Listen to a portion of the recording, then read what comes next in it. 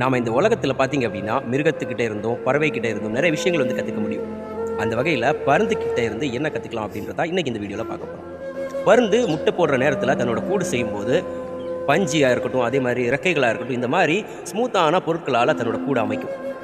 முட்டை விரிஞ்சதுக்கப்புறம் கொஞ்ச நாள் கழித்து அந்த குஞ்சுங்க வந்து பறக்கிறதுக்கான பருவம் ஆகும்போது தன்னோட கூடுக்குள்ளாடி இருக்கிற அந்த பஞ்சியாக இருக்கட்டும், அந்த இறக்கைகளாக இருக்கட்டும், இதெல்லாம் வந்து எடுத்து வெளியே போடும்.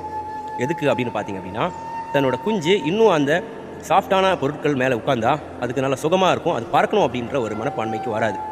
அதுவே இந்த பஞ்சு அதே மாதிரி இந்த ரெக்கைகளை எடுத்து வெளியே போட்டால் அந்த தன்னோட குஞ்சு தன்னோட உடம்புல வந்து முள்ளு குத்துறதுனால எப்பயாவது இந்த இடத்துல இருந்து பறந்து வெளியே போகணும் அப்படின்றதுக்காக முயற்சி பண்ணும். அந்த வகையில் அது வந்து பறக்க ஆரம்பிக்கும். அதே மாதிரி தான் நண்பர்களே, இன்றைக்கி நீங்கள் கம்ஃபர்ட் ஜோன், அதாவது நல்ல சுகமான இடத்துல இருக்கீங்க அப்படின்னா நாளைக்கு நல்லா கஷ்டப்பட போகிறீங்க.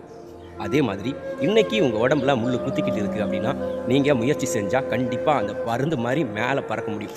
ஸோ இருக்கிற இடத்துல இருந்துக்கிட்டு இருக்காமல் முயற்சி மேலே முயற்சி செஞ்சுக்கிட்டே இருங்க. கண்டிப்பாக நாளைக்கு உங்களாலேயும் வெற்றி பெற முடியும். ஸோ புரிஞ்சிருக்கும் அப்படின்னு நினைக்கிறேன். இன்னொரு நல்ல வீடியோ சந்திக்கலாம். அது வரைக்கும் உங்களிடம் விடைபெறுது உங்கள் நண்பர் லெஜெண்ட் கன்னியாகுமரி. ஜெய் ஹிந்த், ஜெய் பாரத்.